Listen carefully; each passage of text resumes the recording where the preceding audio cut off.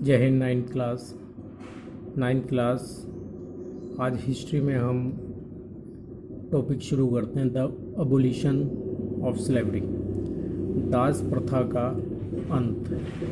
Abolition बोलते हैं students अंत, दास प्रथा का अंत। One of the most revolutionary social reforms of the Jacobin regime was the abolition of slavery in the French colonies. फ्रांसीसी उपनिवेशों में दास प्रथा का अंत जैकोबिन शासन के क्रांतिकारी सामाजिक सुधारों में से एक था। द कॉलोनीज इन द कैरिबियाई उपनिवेश मार्टिनिक, गोडलोप और Domingo were important suppliers of commodities such as tobacco, indigo, sugar and coffee। यानी कि ये कैरेबियन उपनिवेश मार्टिनिक, गॉडलोप और सैन डोमिंगो ये तंबाकू, नील, चीनी एवं कॉफ़ी जैसे वस्तुओं के महत्वपूर्ण सप्लायर्स थे। सप्लायर्स मीन्स आपूर्तिकर्ता। इंडिगो बोलते हैं स्टूडेंट्स नील, टोबैको तंबाकू, इंडिगो किसको बोलते हैं? नील। ठीक है। But the reluctance of Europeans to go and work in decent and unfamiliar lands meant a shortage of labor on the plantations।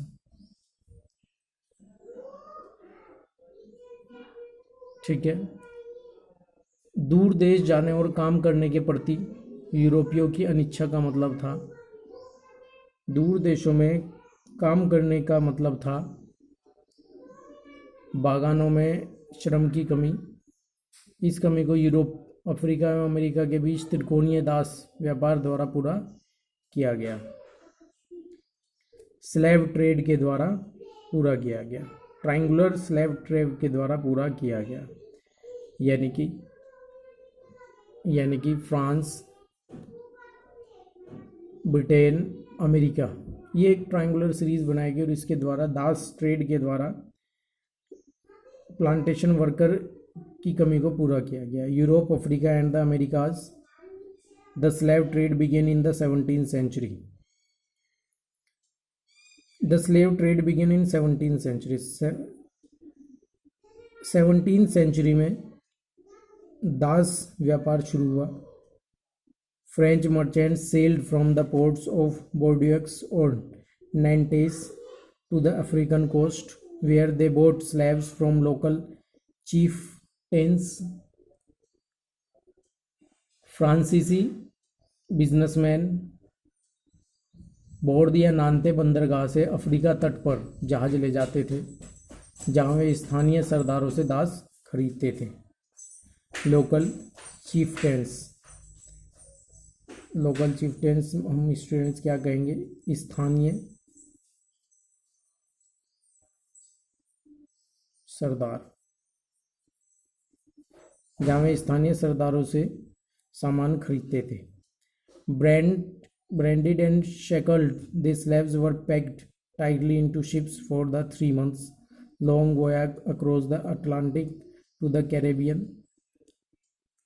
जहाँ वे स्थानीय सरदारों से दास खरीदते थे, दासों को दाग कर एवं हथकड़ियाँ डालकर अटलांटिक महासागर के पास कैरिबियाई देशों तक 3 माह की लंबी समुद्री यात्रा के लिए जहाज़ों में ठूंस दिया जाता था। वहां उन्हें बागान मालिकों को बेच दिया जाता था। उन्हें ठूस कर स्लेवों को दूसरे देशों से लाया जाता था। The exploitation of slave labour made it possible to meet the growing demand in European markets for sugar, coffee and indigo. इन दासों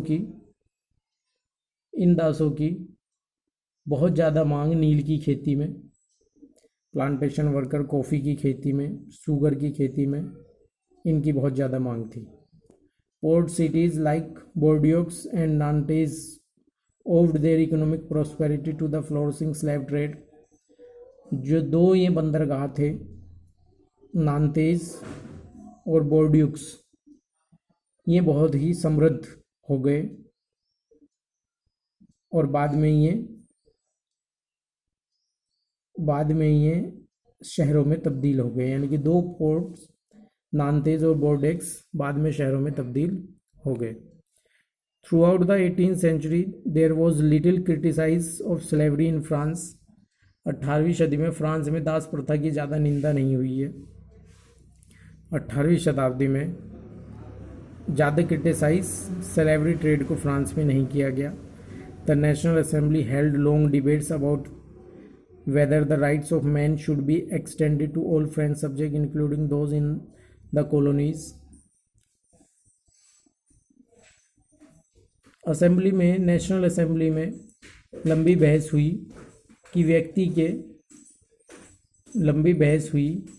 कि किसी भी व्यक्ति के जो बेसिक अधिकार हैं, चाहे वो उपनिवेशों में रहने वाले हों या समस्त फ्रांसीसी लोग हों, उनको प्रदान किए जाने चाहिए। यानी कि बेसिक राइट्स किसी भी ह्यूमन बींग्स के उनको दिए जाने चाहिए।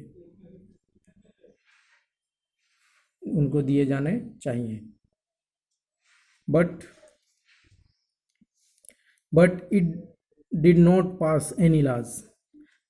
परंतु दास व्यापार पर निर्भर व्यापारियों के विरोध के भय से नेशनल असेंबली में कोई कानून पारित नहीं किया गया। But it did not pass any laws, कोई भी कानून पारित नहीं किया गया। fearing opposition from बिजनेसमैन के डर से, whose incomes depend on the slave trade, जिनकी आय स्लेव ट्रेड पर ही निर्भर थी। It was finally the convention which is 1794 legislated to free all slaves in the French of overseas possessions। 1794 में convention ने फ्रांसीसी उपनिवेशों में सभी दासों की मुक्ति का कानून पारित कर दिया। कन्वेंशन, जैसे कि आप समझते हैं, वहाँ की पार्लियामेंट को नाम दिया गया कन्वेंशन। वहाँ सभी दास लोगों को मुक्त करने का कानून बनाया गया, पर यह कानून एक छोटी सी अवधि तक ही लागू रहा। This however turn out to be a short term measures. ठीक है, ये कुछ समय तक ही चला। 10 years लेटर, 10 वर्ष के बाद नेपोलियन री इंट्रोड्यूस स्लेवरी। 10 साल के बाद नेपोलियन ने दोबारा दास प्रथा शुरू कर दी। बागान मालिकों को अपनी आर्थिक हित साधने के लिए अफ्रीकी निग्रो लोगों को गुलाम बनाने की स्वतंत्रता मिल गई।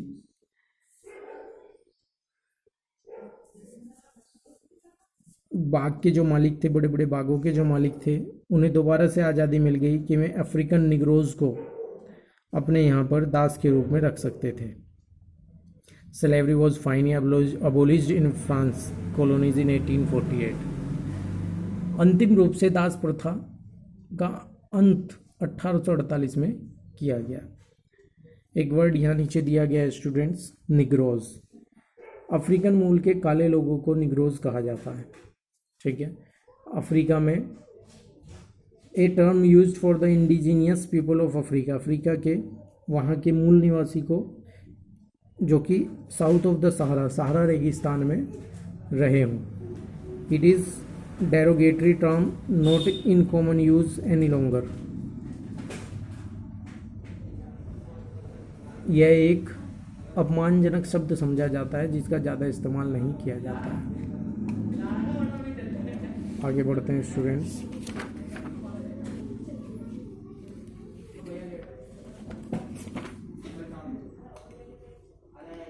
The revolution and everyday life।